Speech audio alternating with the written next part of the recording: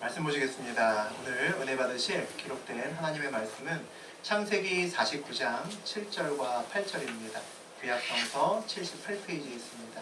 창세기 49장 7절과 8절 우리 두 절 함께 봅니다. 그 노여움이 혹독하니 저주를 받을 것이요 공기가 맹렬하니 저주를 받을 것이라. 내가 그들을 야곱 중에서 나누며 이스라엘 중에서 흩으리로다. Because with their anger so fierce and their fury so cool, I will scatter them in Jacob and disperse them in Israel. 유다야, 너는 내 형제의 찬송이 될지라. 내 손이 내 원수의 목을 잡을 것이요 내 아버지의 아들들이 내 앞에 절하리로다. Judah, your brother will pray you. Your hands will be on the neck of your enemies. Your father's son will bow down to you. 하나님 말씀입니다. 아멘. 네, 우리 창세기 49장 7절과 8절 우리 두 절 함께 봤습니다. 우리 그 내용 가지고 주어진 운명을 바꾸는 삶을 살 수 있다. 주어진 운명을 바꾸는 삶을 살 수 있다라는 제목으로 우리 함께 은혜 나누겠습니다. 야곱은 자기 인생을 뭐라고 얘기를 했습니까? 험악한 인생을 살았습니다 라고 이야기를 했습니다. 우리도 오랫동안 우리 야곱의 인생길을 하나하나 살펴봤지만 참 쉽지 않고 파란만장한 인생길이었다라고 우리도 인정하는 그런 삶을 살았습니다. 야곱은 나그네였고 또 나그네답게 살아야 했음에도 불구하고 세상 복을 정말 지치도록 쫓아다니면서 그렇게 살았습니다. 그랬으니까 그 삶이 쉽지 않을 수밖에 없었던 거죠. 야곱이 한때 어릴 때 아버지 이삭이 그 임종을 앞두고 그 아들에게 해주는 그 장자의 축복을 받기 위해서 형의 축복을 대신 몰래 받기 위해서 어떻게 했습니까? 염소털을 붙이고 성대모사하면서 형인 척하면서 그 축복을 가로챘습니다. 그 다음부터 정말 짤짤이 고생을 하기 시작했죠. 그런데 어느덧 시간이 흘러서 이제 야곱이 아버지 자리에 있습니다. 참 세상은 또 공평하기도 하고 또 돌고 돌기도 합니다. 복을 쫓아 살던 야곱이 이제 그의 자녀들을 마지막으로 축복하는 그 시간이 왔습니다. 야곱이 아마 만감이 교차하지 않았을까 싶습니다. 인생은 돌고 돌죠. 엊그제 태어난 것 같은데 우리는 누구나 어느새 다시 돌아가야 될 그 시간을 맞이하고 그 앞에 서게 될 겁니다. 오늘 12명의 아들을 축복하는 우리 이야기를 좀 다룰 텐데 우리 이번 시간과 다음 시간에 나누어서 우리 6아들씩 나누어서 함께 보겠습니다. 오늘은 첫 번째부터 6번째 아들에게 축복하는 내용을 보죠. 우리 1절과 2절 같이 읽어보겠습니다. 야곱이 그 아들들을 불러 이르되 너희는 모이라. 너희가 후일에 당할 일을 내가 너희에게 이르리라. 너희는 모여 들으라. 야곱의 아들들아, 너희 아버지 이스라엘에게 들을지어다. 야곱의 죽음이 이제 임박했습니다. 자기 스스로가 이제 정말 얼마 남지 않았구나 라는 것을 알면 그 다음에 이제 자식들을 보고 싶어 하죠. 그래서 마지막 축복을 하기 위해서 12아들을 소집을 했습니다. 그래서 12아들이 모두 모인 것을 볼 수 있죠. 이 12아이들에게 오늘 야곱이 뭐라고 얘기를 하냐면 훗날 겪게 될 이야기들, 후일에 당할 일들을 내가 너희에게 알려준다 라고 이야기를 합니다. 다시 말하면 이 자리가 단순히 그냥 잘 살아 하는 축복의 자리일 뿐만 아니라 그들의 미래를 예언하는 그런 자리이기도 하다라는 이야기가 됩니다. 오늘은 야곱에게도 굉장히 중요한 시간이고 또 그들의 아들에게도 굉장히 중요한 시간입니다. 야곱의 아들들아, 너희 아버지 이스라엘에게 들을지어다, 이렇게 얘기를 합니다. 자식을 축복했던 야곱이 너희 아버지 이스라엘에게 들을지어다 라는 아주 좀 생경맞은 그런 이야기를 합니다. 너희 아버지 이스라엘이 누굽니까? 자기죠. 자기입니다. 자기인데 그렇게 표현을 합니다. 왜 그렇게 표현을 할까요? 야곱을 객관화시키는 겁니다. 내 아버지가 아니라 하나님의 아들 이스라엘이라고 얘기를 하는 거죠. 그래서 오늘 하는 이야기가 내가 너희 아버지 야곱으로서 하는 이야기가 아니라 하나님의 사람 이스라엘로 내가 너희에게 선포하노니 정말 명심하고 잘 들어야 된다 라고 이야기를 합니다. 우리 3절과 4절 보시겠습니다.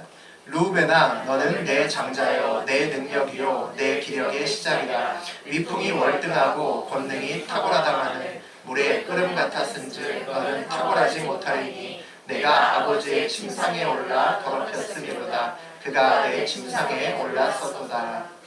맏아들 르우벤은 태어날 때부터 장자였습니다. 장자였으니까 장자의 축복을 그냥 몸으로 받고 태어난 겁니다.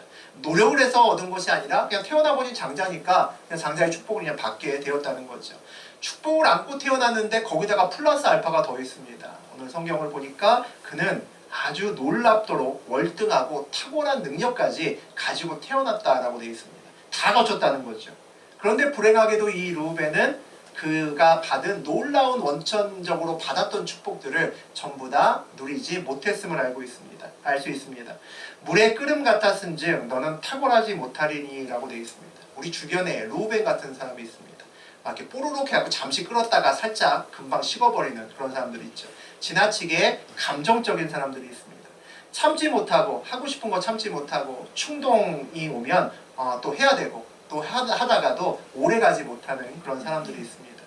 루벤은 하지 말아야 되는 것인데 참지 못하고 사고를 쳐버립니다. 절대 해서는 안 될 짓을 쳐버린다는 거죠. 그래서 아버지의 침상을 더럽히는 정말 씻을 수 없는 죄를 저지릅니다. 많이 가진 자, 또 능력이 남들보다 뛰어난 자가 정말 조심해야 될 것 중에 하나가 능력 관리입니다. 축복 관리라는 거죠. 저는 세상적인 능력이, 세상의 복이 자기 인격을 넘어가는 순간 돌이킬 수 없는 경고와 죄를 불러일으킨다고 생각을 합니다. 우리 주변에, 제 주변뿐만 아니죠. 여러분 주변에 얼마나 많은지 모르겠습니다. 저 사람은 차라리 세상의 복을 좀 덜 받았으면 훨씬 더 행복했을 텐데 너무 많이 받아서 자기의 인격과 제어할 수 있는 능력을 벗어나서 인생이 젓가라지가 됐네 라고 느껴지는 사람이 우리 주변에 분명히 있습니다. 그래서 우리가 복을 정말 많이 받고 싶다라고 할 때 정말 중요한 것은 우리의 인격을 먼저 성장시켜야 됩니다. 적어도 함께 같이는 길러야 된다는 거죠. 그래야 내가 받은 복이 정말 복이 됩니다. 그 복을 정말 누릴 수 있기 때문이죠. 내가 아버지의 침상에 올라 더럽혔음이로다. 그가 내 침상에 올랐었도다 라고 기록되어 있습니다. 이 말을 잘 보면 시점이 굉장히 특이한 변화를 일으키는 것을 볼 수 있습니다. 너로 시작해서 그로 끝나죠. 너라고 하는 것은 아버지와 자식 사이에서 2인칭의 관점을 얘기합니다. 2인칭 관점의 시몬을 얘기하고요. 그라고 하는 것도 시몬인데 그라고 하는 시몬은 객관적인 3인칭 남남으로서의 시몬을 의미합니다. 무슨 얘기냐면 죄를 저지르게 되면 저도 마찬가지고 여러분도 마찬가지죠. 죄를 저지르게 되면 하나님과 나와의 부자 관계에서 뭐로 변합니까? 남남인 관계로 바뀐다는 겁니다. 2인칭에서 3인칭으로 바꿔놓는다는 거죠. 그래서 죄가 무서운 겁니다. 2인칭에서 3인칭으로 바꾼다는 것은 우리가 하나님의 긍휼의 대상이었다가 하나님의 심판의 대상으로 그 자리가 어마어마하게 바뀐다는 겁니다. 그래서 죄가 무서운 겁니다. 우리를 하나님으로부터 분리하고 자녀 관계를 깨버리기 때문에 무섭다는 거죠. 장자인데 장자의 복을 결국 누리지 못한, 받지 못한 루벤 지파, 그의 후손들이죠. 후손들은 어떻게 됐는지 성경을 보면 루벤 지파는 이제 약속의 땅 넘어가기 전에 그 요단강 동편이죠. 동편에 그들의 땅을 분배를 받습니다. 그런데 그들의 땅을 온전히 지키지 못하죠. 성경에서 구약을 쭉 읽어보다 보면 사사기한 초반까지는 루벤 지파에 대한 이야기가 나오다가 그 다음에는 유야무야 그냥 사라져버립니다. 보통 갓지파와 합쳐져서 역사 속에서 자취를 감췄다라고 이야기합니다. 이름은 남아있지만 실제로는 그닥 어떤 일을 하는 것도 아니라는 거죠. 우리 5절에서 7절까지 보겠습니다. 시몬과 레위는 형제여 그들의 칼은 폭력의 도구로다. 내 허나 그들의 모의에 상관하지 말지어다. 내 영광아 그들의 집회에 참여하지 말지어다. 그들이 그들의 분노대로 사람을 죽이고 그들의 혈기대로 소의 발목 힘줄을 끊었음이로다. 그 노여움이 혹독하니 저주를 받을 것이요 분기가 맹렬하니 저주를 받을 것이라. 내가 그들의 야곱 중에서 나누며 이스라엘 중에서 흩으리로다. 르우벤은 맏아들로 태어나서 장자의 축복을 원래 받아야 됐지만 받지 못했습니다. 하지만 축복은 받지 못했지만 또 아버지한테 저주를 받은 건 아닙니다. 그죠? 그렇게 돼 있는데 그 둘째와 셋째인 시몬과 레위는 함께 묶여서 저주를 받습니다. 함께 묶였다는 것은 한통속이라는 이야기죠. 우리가 나쁜 사람끼리는 모이면 사고를 치게 돼 있습니다. 저하고 여러분은 누구나 안 좋은 점이 있습니다. 남에게 굳이 얘기하지 않는 내 마음속에 나쁜 점이나 단점들을 우리 사람이면 누구나 가지고 있습니다. 그런데 그 동일한 약점을 가진 사람들이 함께 있으면 보통은 사고를 칩니다. 그래서 같은 약점을 가진 사람끼리는 좀 거리를 두는 게 좋습니다. 같이 모이면 별로 그 끝이 좋지 않기 때문이죠. 다리가 불편한 사람과 눈이 잘 보이지 않는 사람이 같이 있으면 좋습니다. 한 사람은 눈이 잘 보이지 않고 한 사람은 다리가 불편하니까 서로 도우면 많은 일을 할 수가 있습니다. 그런데 눈이 불편한 사람들, 안 보이는 사람 둘이 모였으면 어떻습니까? 서로 도움이 되지 않습니다. 하지만 서로의 처지는 너무 잘 이해하죠. 그럼 뭐 하겠습니까? 서로 간에 인생을 토로하면서 불평하게끔 되어 있습니다. 우울한 사람은 즐거운 사람과 같이 있어야 치료될 가능성이 열립니다. 우울한 사람 둘이 모이면 뭐 하겠습니까? 더 우울해지겠죠. 아마 큰 사고를 치게 될 수도 있습니다. 시몬과 레위는 오늘 어떤 사람이었냐 봤더니 혈기와 분노가 넘치는 사람이었다라는 것을 알 수 있습니다. 그들은 세겜에서 그들의 누이 디나라고 하는 누이가 있었는데 디나 누이가 몹쓸 짓을 당합니다. 그러니까 그들은 때를 받다가 그 상대편이 할례를 하고 회복되지 않던 그 순간을 노려서 칼을 들고 나가서 많은 사람들을 죽이는 엄청난 일을 저지릅니다. 그 때문에 온 야곱의 가족이 죽을 뻔한 위기를 겪게 된다는 거죠. 분노를 조절하지 못하고 혈기를 부리는 그 두 사람에게 내려진 것은 축복이 아니라 정반대의 저주가 주어집니다. 내가 그들을 야곱 중에서 나누며 이스라엘 중에서 흩으리로다. 결국 자기의 자리를 지키지 못하고 복된 야곱의 줄기에서 완전히 떨어져 나갈 것이다. 완전히 흩어져서 사라질 것이다. 라고 저주를 받습니다. 혈기와 분노가 있는 사람들이 있습니다. 그게 왜 조절이 되지 않을까요? 하나님 중심이 아니라 내 중심으로 살기 때문입니다. 혈기와 분노가 큰 사람들의 특징이 있습니다. 내가 판단하고 내 방법대로 삽니다. 그렇기 때문에 조절이 안 되는 거죠. 내가 판단했을 때 아닌 것 같으면 화가 날 수밖에 없습니다. 그 다음에 어떻게 합니까? 그 분노를 내 방법대로 풉니다. 그래서 결국은 오늘 시몬과 레위는 그에 합당한 저주를 받게 됩니다. 저주의 운명을 받은 시몬과 레위의 후손들, 그 지파들이 어떻게 됐을까요? 시몬의 후손은 출애굽할 때, 그러니까 이 애굽에서 살고 있다가 나중에 애굽 바깥쪽으로 나가서 광야로 떠날 때 그의 인구가 한 6만 명 정도로 크게 불어납니다. 그랬다가 광야를 쭉 돌고 가서 마지막에 다시 약속의 땅으로 들어갈 때는 오히려 40년 후에는 2만 명으로 줄어듭니다. 그러니까 폭삭 망했다는 거죠. 점점 가세가 기웁니다. 그리고 나서 분배된 땅이 있었는데 좋은 땅을 받았는데 지키지 못합니다. 그리고 나서 나중에는 유다 지파에 가서 더부살이하고 꼽살이 껴서 살다가 그냥 흐지부지 그들의 이름을 잃어버리고 갑니다. 레위 지파도 똑같이 흩어집니다. 그런데 이 레위 지파를 우리가 주목해서 볼 필요가 있는데 그들은 모습이 많이 다르다는 거죠. 레위 지파는 흩어졌으나 제사를 담당하는 지파가 됩니다. 온 이스라엘 지파로 흩어졌으나 그 지파마다 자기의 땅과 자기의 성을 가집니다. 시몬은 역사 속에서 사라졌습니다. 그런데 레위는 완전히 아름다운 빛을 내는 것으로 바뀝니다. 왜 이런 차이가 만들어졌을까? 우리가 좀 두고 볼 필요가 있다는 거죠. 출애굽기 32장에 보면 그런 스토리가 나옵니다. 호렙산으로 올라가서 시내산으로 올라가서 그 모세가 하나님과 독대하면서 하나님의 계명을 받습니다. 우리가 아까 함께 서로 낭독했던 10계명이 그겁니다. 10계명을 하나님께 받는데 그 기간 10계명과 여러 가지 하나님의 계시를 받는 기간이 한 40일 정도가 됩니다. 그러니까 산 밑에서 지도자 모세가 산으로 올라갔는데 하나님 만나러 올라갔는데 안 오는 겁니다. 손꼽아 기다려서 일주일이 지나도 안 오고 열흘이 지나도 안 온다는 거죠. 그래서 그들이 이와 같이 고백합니다. 우리 32장 1절 같이 한번 읽어봅니다. 백성이 모세가 산으로서 내려오니 더딤을 보고 모여 백성이 아론에게 이르러 말하되 일어나라 우리를 위하여 우리를 인도할 신을 만들어라. 이 모세 곧 우리를 애굽 땅에서 인도하여 낸 사람은 어찌 되었는지 알지 못합니다. 백성들이 이렇게 생각하는 겁니다. 야, 열흘이 지나도 안 오는 걸 보니까 한 번도 이런 적이 없었는데 하나님 앞에서 죽었구나 라고 생각합니다. 큰일 났다. 하나님은 잘 안 보이고 우리는 모세만 믿고 따라갔는데 하나님이 모세를 죽이셨으니 어떡한다? 눈에 보이는 무언가를 만들어야겠다라고 생각합니다.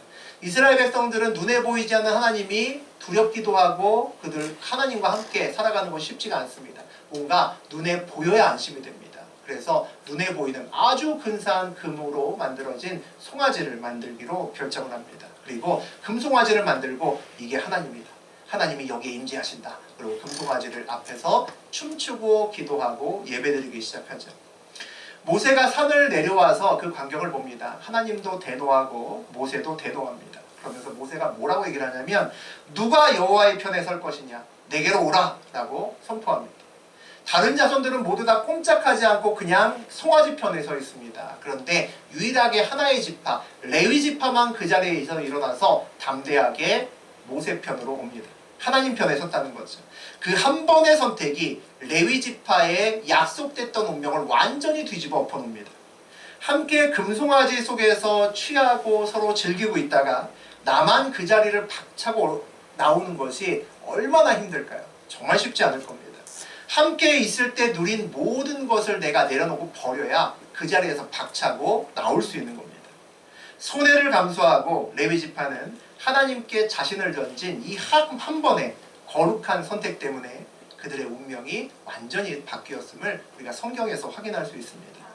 이 사건을 계기로 하나님은 흩어질 수밖에 없는 운명을 가지고 있었던 레위 지파에게 제사와 성막을 맡기십니다. 복된 직분을 맡긴다는 거죠. 그들이 각 지파의 영적인 축복의 통로를 담당하는 사람들이 됩니다. 시몬과 레위는 시작은 같았습니다. 모두 저주였죠. 아무것도 가지지 않고 태어난 사람을 우리가 흙수저를 물고 태어났다라고 봅니다. 그런데 저주를 온몸으로 받고 태어났다면 거의 똥수저 물고 태어난 거죠. 그런데 레위는 이 똥수저를 금수저로 바꾸었습니다. 그가 온전히 하나님 편에 섰기 때문이죠. 이 이야기를 보면서 그런 생각이 듭니다. 저하고 여러분도 우리 인생길에서 정말 딱 한 번만이라도 단 한 번만이라도 두 눈 감고 하나님께 온몸을 던지는 기회가 또 그것을 반드시 해야 되는 일이 한 번은 있어야 된다는 생각이 듭니다. 그 한 번의 선택이 저하고 여러분의 인생길을 완전히 바꿔놓을 겁니다. 손해를 감수하고 믿음으로 이 모든 것을 내가 가진 모든 것을 하나님께 던질 수 있을 때 우리는 하나님을 깊이 경험할 수 있습니다. 하나님을 경험하면 저하고 여러분 입에 물려있던 수저의 색이 바뀝니다. 여러분 인생에 제 인생에 놀라운 일이 벌어진다는 거죠. 8절 같이 읽어보겠습니다. 유다야 너는 내 형제의 찬송이 될지라 내 손이 내 원수의 목을 잡을 것이요 내 아버지의 아들들이 내 앞에 절하리로다. 르우벤의 장자의 축복은 원래 그 다음에 레위나 또는 시므온에게 갔어야 되는데 그 둘이 분노와 혈기가 있어서 가지 못합니다. 그 네 번째로 갔겠죠. 유다에게 갑니다. 유다의 모습을 보니까 형제의 찬송이 되며 야곱의 아들들이 절할 것이라고 되어 있습니다. 그러니까 장자 가장 높은 자리에 올라간다는 거죠. 그의 어머니인 레아가 유다를 낳고 나서 하나님을 찬송하리로다 라고 선포하고 이 찬송하리로다 라고 하는 그 의미를 담아서 유다라는 이름을 지었습니다. 우리는 오늘 하나님을 찬송하는 자가 사람의 찬송을 함께 받게 되는 것을 함께 볼 수 있습니다. 유다는 비록 동생 요셉을 파는 죄의 자리에 그도 함께 있었습니다. 하지만 이후에 그 죄를 깨닫고 자기의 생명을 걸고 모든 가족을 하나의 생명으로 묶었던 것을 우리가 창세기를 통해서 함께 살펴봤습니다. 하나님의 큰 복은 금수저를 물고 태어났고 능력이 출중하지만 죄를 지은 르우벤에게 가지 않았습니다. 자신의 머리로 판단하고 자기의 방법으로 해결하는 것을 즐겼던 분노와 시기가 넘쳤던 레위에게와 시므온에게도 가지 않았습니다. 하나님의 복은 온전히 하나님을 기쁘게 하는 책임을 지고 생명을 살리는 사람에게 그 큰 복이 갔음을 우리가 봅니다. 우리 9절과 10절 보시겠습니다. 유다는 사자 새끼로다. 내 아들아 너는 움킨 것을 찢고 올라갔도다. 그가 엎드리고 웅크림 수사자 같고 암사자 같으니 누가 그를 범할 수 있으랴. 그가 유다를 떠나지 아니하며 통치자의 지팡이가 그 발 사이에서 떠나지 아니하기를 실로가 오시기까지 이르리니 모든 백성이 복종하리로다. 유다 지파를 뭐로 비유하냐면 사자로 비유합니다. 우리 동물의 왕국 보면 사자가 제일 세죠. 가장 높은 자리에 올라간다는 겁니다. 규와 통치자의 지팡이는 왕을 의미하죠. 이 유다 지파의 후손 중에서 이스라엘을 다스릴 사람들이 나온다라고 이야기를 합니다. 그의 축복은 더 이어집니다. 11절, 12절 보죠. 그의 나귀를 포도나무에 매며 그의 앞나귀 새끼를 아름다운 포도나무에 맬 것이며 또 그 옷을 포도주에 빨며 그의 복장을 포도즙에 빨리로다. 그의 눈은 포도주로 인하여 붉겠고 그의 이는 물로 말미암아 희리로다. 포도와 그리고 우유는 풍성함의 상징입니다. 당시에는 비쌌던 거죠. 잘 못 먹고 잘 못 마시는 겁니다. 그런데 포도나무가 하도 흔해서 막 이런저런 나귀를 마구 메고 다니고요. 그리고 그 옷에다가 막 옷을 포도주에 빨 정도면 얼마나 풍성하다는 얘기겠습니까? 아주 풍성해서 넘친다는 이야기죠. 영적인 축복뿐만 아니라 육적인 축복도 아주 흐드러지게 받았음을 우리가 볼 수 있습니다. 그리고 우리 다음에 마지막으로 두 명에게로 갑니다. 13절에서 15절입니다. 스불론은 해변에 거주하리니 그곳은 뱀에는 해변이라 그의 경계가 시돈까지리로다. 이사갈은 양의 우리가 사이에 꿇어앉은 건장한 나귀로다. 그는 쉴 곳을 보고 좋게 여기며 토지를 보고 아름답게 여기고 어깨를 내려 짐을 메고 앞제 아래에서 섬기리로다. 스불론은 그의 거주지와 경계에 대해서 짧게 언급되어 있습니다. 앞으로 아마 해변에 살게 되니까 무역이나 다른 것들을 통해서 어느 정도 자기의 풍성함을 이루고 잘 사는 것 같습니다. 그래서 넘어가는데 그 다음에 이제 마지막이 이사갈이잖아요. 오늘 다룰 마지막 얘기인데 이사갈에 대한 내용이 굉장히 재밌습니다. 뭐라고 표현되어 있냐면 양의 우리 가운데 꿇어앉은 건장한 나귀. 그거 되게 웃기는 표현입니다. 와, 그 비실비실한 애들 사이에서 완전히 키가 한 185, 187 되는 완전히 근육질의 사람이 거기 무릎 꿇고 앉아있는 겁니다. 이게 되게 웃기는 얘기죠. 양과 나귀가 싸우면 누가 이길까요? 나귀가 100% 이길 겁니다. 일단은 힘에서 상대가 안 되죠. 양이 뭐 갖고 싸우겠습니까? 게임이 안 되죠. 그런데 나귀가 강한데도 불구하고 양의 우리에서 양들과 싸우기보다 그들에게 스스로 무릎 꿇는 나귀가 된 것을 볼 수 있습니다. 그 상황이 정확히 묘사되어 있는데 뭐라고 되어 있냐면 어깨를 내려 짐을 메고 앞제 가운데에서 앞제 아래에서 섬기리로다. 스스로 복종하는 자리로 가서 어깨를 넘겨주면서 나에게 네 짐을 매줄게. 내가 네 짐 매줄게. 우리 같이 있자라고 얘기한다는 겁니다. 쉽게 얘기하면 우리 옛날 우스갯말로 조도 못 먹는 사람입니다. 조도 못 먹는 사람이죠. 그런 사람이 이사갈입니다. 하나님은 그에게 이미 힘도 주고 능력도 주고 다 줬습니다. 그리고 그의 대적보다 훨씬 더 강하게 만들어 주셨습니다. 그들은 그 능력을 가지고 믿음을 가지고 그의 영토 안에 약속의 땅 안에 있는 그들의 대적들과 싸워서 이기기만 했으면 됐습니다. 그런데 그것이 사명임에도 그들은 그렇게 하지 않습니다. 가만 보니까 싸워서 위험을 감수하기보다 그냥 같이 사는 것이 편안하고 좋아 보였기 때문입니다. 가나안 사람들과 같이 살고 그들에게 내가 그냥 섬기고 살면 그냥 맛있는 포도 먹고 맛있는 우유 먹을 수 있을 것 같았기 때문입니다. 그래서 어깨를 내서 스스로 그들의 아래로 들어가서 짐을 지겠다라고 얘기를 합니다. 우리 신약성서에서 달란트 비유가 생각이 납니다. 5달란트 받은 자와 2달란트 받은 자는 가서 어떻게 합니까? 위험을 감수하고 달란트를 이용해서 장사를 합니다. 이윤을 남겨오죠. 주인이 그들에게 뭐라 그럽니까? 착하고 충성된 종아라고 얘기를 합니다. 1달란트 받은 사람은 뭐합니까? 밖에 나가서 위험을 무릅쓰느니 그냥 보관하기도 합니다. 땅을 파서 묻어넣었다가 주인에게 시간이 되니까 가져오죠. 주인이 뭐라고 그럽니까? 게으르고 악한 종아라고 이야기를 합니다. 우리가 양보하는 것 좋은 거죠. 섬기는 것 좋은 겁니다. 하지만 우리의 삶에서 그것이 필요하지만 사명 감당할 때는 필요하지 않습니다. 내 사명을 감당할 때는 우리는 누구보다도 적극적이고 누구보다도 능동적이고 누구보다 강한 마음으로 사명을 감당해야 됩니다.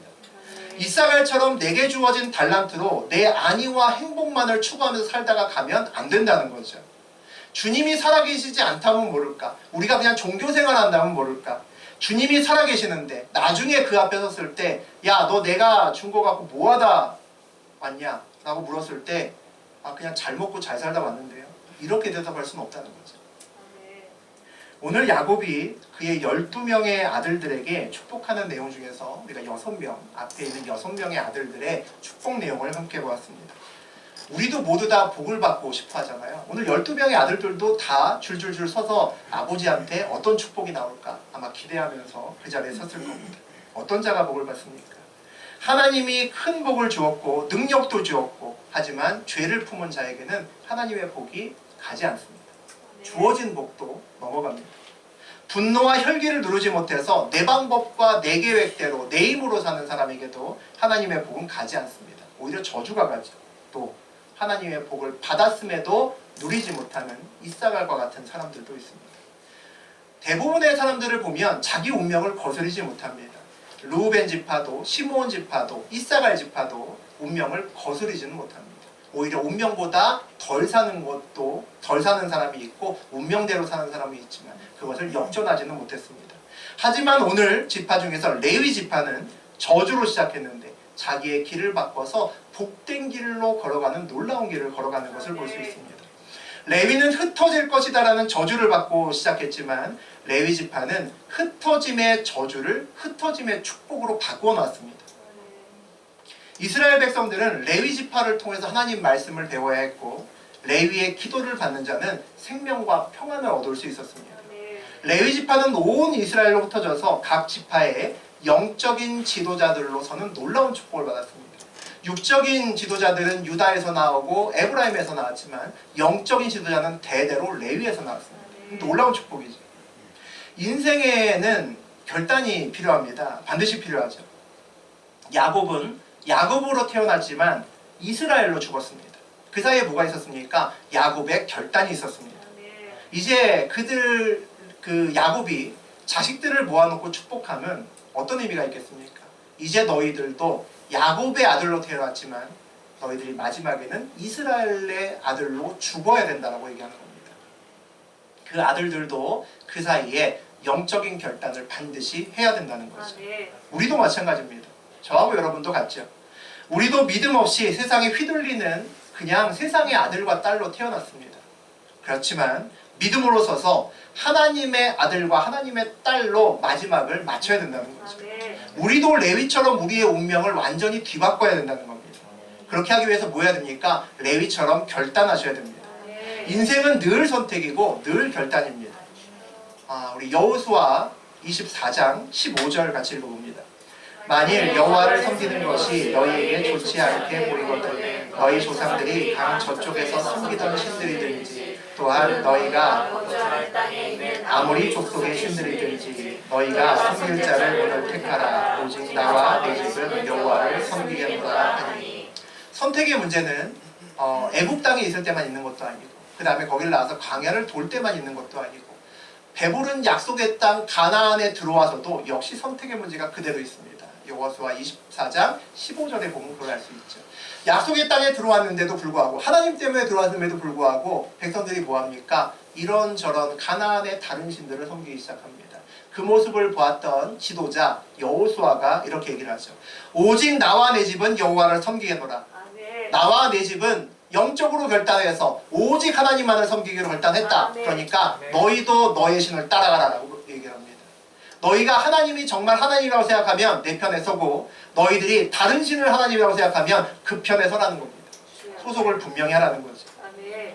모두가 이런 영적인 결단을 반드시 해야 됩니다. 이 선택의 문제가 이렇게 약속의 땅으로 간 것으로 끝나는 것이 아니라 그 이후에 시대를 바꾸어서 완전히 바꾸어서 신약에 와서도 동일합니다. 누가복음 16장 13절 함께 읽습니다. 집 하인이 두 주인을 섬길 수 없나니 혹 이를 미워하고 저를 사랑하거나 혹 이를 중히 여기고 저를 경히 여길 것입니다. 너희는 하나님과 재물을 겸하여 섬길 수 없느니라. 아주 유명한 말씀이죠. 현대에는 돈이, 재물이 또 다른 우상입니다. 두 주인을 섬길 수 없다라고 얘기를 합니다. 시대가 바뀌어도 역시 선택의 문제는 똑같이 우리 앞에 놓였다는 거죠. 이런 선택의 문제 앞에서 하나님을 정말 여호수아처럼 모세처럼 하나님만 바라보는 사람들은 해당되지 않지만 그 외에 교회 다니는 사람들은 아마 해당이 될 겁니다. 반응이 크게 두 가지로 나뉠 수 있습니다. 이와 같은 이야기가 나오면 첫 번째 반응은 뭐냐면 그 다음에 바로 14절에서 나옵니다. 함께 읽죠. 바리새인들은 돈을 좋아하는 사람이라 이 모든 것을 듣고 비웃거늘. 첫 번째 부류의 사람들은 비웃습니다. 돈을 좋아하면 아마 겉으로 비웃진 않았겠죠. 속으로 비웃었을 겁니다. 자기의 경험이나 그 사람들은 자기의 경험이나 자기가 알고 있는 아주 유명한 말이나 아니면 성경 여기저기를 뒤져서 거기에 맞지 않는 다른 말을 끄집어내서 합리화시킵니다. 그래서 이 말씀은 우리에게 적용되는 말씀이 아니라고 얘기를 합니다. 하나님이 뭐 돈을 좋아하시는 것도 아닌데 돈과 신앙은 별개라고 이야기를 합니다. 그렇게 하고 자기에게 적용하지 않고 넘어갑니다. 하나님의 말씀을 말씀으로 받아들이지 않는다는 거죠. 그와 달리 또 다른 부류가 하나 더 있습니다. 우리 열왕기상 18장 21절 같이 봅니다. 엘리야가 모든 백성에게 가까이 나아가 이르되 너희가 어느 때까지 둘 사이에서 머뭇머뭇하려느냐. 여호와가 만일 하나님이면 그를 따르고 바알이 만일 하나님이면 그를 따를지니라 하니 백성이 말 한마디도 대답하지 아니하는지라. 갈멜산에서 우리 엘리야가 바알과 아세라 선지자들과 수백 명과 850명과 대결할 때 그때 백성들에게 했던 말입니다. 어느 때까지 둘 사이에서 머뭇댈 거냐 이렇게 외칩니다. 하나님이냐 세상이냐 선택 사이에서 계속 결정하지 못하고 우물쭈물하는 사람들이 지금도 교회에서 엄청 많습니다. 언제까지 우물쭈물할 겁니까? 언제까지 이것도 아니고 저것도 아니고 하나님의 말씀이 맞는 것도 같은데 세상의 사람이 이것도 필요하고 그 사이에서 우물쭈물하면서 불분명한 회색분자로 살아가는 사람들이 많습니다. 저하고 여러분들은 세상의 아들로 태어났습니다. 저도 마찬가지죠. 눈에 보이는 세상이 전부라고 생각했습니다. 그런데 그랬던 저하고 여러분도 이 자리에 앉은 여러분도 마찬가지일 겁니다. 어느 날 아니란 걸 알았습니다. 그게 복음이었죠. 눈에 보이는 이 세상이 단 줄 알았는데 보이지 않는 진짜 세상이 있다는 것을 알게 되었습니다. 삶이 바뀔 수밖에 없죠. 이 눈에 보이는 세상을 넘어서 눈에 보이지 않는 세상으로 가기 위해서 예수 그리스도가 이 땅에 오셨고 그를 통해서 우리가 믿음으로 갈 수 있다는 것을 알았습니다. 이게 복음이죠. 교회를 다니는 것은 정신적인 수양을 하러 오는 것이 아닙니다. 좋은 말씀 들으러 오는 것이 아닙니다. 친목 도모를 하기 위해서 오는 것은 더더욱 아닙니다. 그런 거 하려면 교회보다 좋은 것 널렸습니다. 굳이 이렇게 좋은 날에 오늘 쉬어야 되는 날에 예배를 드리러 오거나 온라인 예배 드린다고 앞에 앉아서 시간을 허비할 필요 없다는 거죠. 기독교가 그런 것이라면 저도 직장 사업장 내려놓고 목사 되겠다고 이곳으로 오지 않았습니다. 절대 오지 않죠. 저는 제 운명을 바뀌기 위해서 레위처럼 제 운명을 바꾸기 위해서 믿음으로 결단하고 하나님 편에 섰습니다. 섰더니 주님께서 저보고 이 길을 걸으라고 하셔서 저는 그 길을 순종하고 있을 뿐입니다. 아직 선택하지 못하고 아직 결정하지 못하셨다면 혹시 주저하고 계신다면 아니면 혹시 저 말씀은 내 말씀이 아니라고 바리새인처럼 그냥 속으로 웃고 넘어가신다면 오늘 이 자리에서 저처럼 결단하시기를 주의 이름으로 축원드립니다. 적어도 한 번은 우리의 전부를 하나님께 드려야 됩니다. 드리지도 않고 하나님을 어떻게 봅니까? 내 것을 드리고 믿음으로 서야 그 다음에 하나님이 보입니다. 나중에 이 세상 다 끝마치면 어느 누구나 오늘 야곱처럼 죽습니다. 우리 누구는 한 사람도 빠짐없이 하나님 앞에 설 겁니다. 하나님이 살아계시지 않는다면 모를까? 살아계시면 어떡하시려고 합니까? 그 앞에 서서 뭐라고 얘기를 하시려고 합니까? 운명을 바꿀 수 있는 기회는 레위에게만 열려있지 않았습니다. 시므온에게도 열려있었고 루벤에게도 열려있었습니다. 이사갈에도 마찬가지죠. 그런데 그들은 결단하지 않았습니다. 문제는 우리에게 있다는 거죠. 우리가 하나님께 우리를 던지지 않고 외면하고 머뭇거리기 때문에 우리의 운명이 바뀌지 않습니다. 세상의 운명을 세상에서 바뀌려고 하니까 안 바뀌죠. 물에 빠진 사람이 물에서 허우적대면서 물에서 무언가를 잡으려고 애써보십시오. 물을 빠져나올 수 있나? 더 빠져들어가죠. 어떻게 해야 됩니까? 물 밖을 봐야죠. 물 밖을 봐야죠. 눈을 떠야죠. 더 이상 세상에서 휘둘리지 말고 하나님 편에 온전히 서기로 결단하는 저하고 여러분 되시기를 축복합니다. 레위지파처럼 운명을 바꾸고 사시기를 축복합니다. 믿음으로 결단하여 먼저 하나님의 아들과 딸과 온전히 서면 됩니다. 저주를 받았던 지파도 축복의 지파로 바뀌었습니다. 우리가 하지 못할 것이 무엇이 있습니까?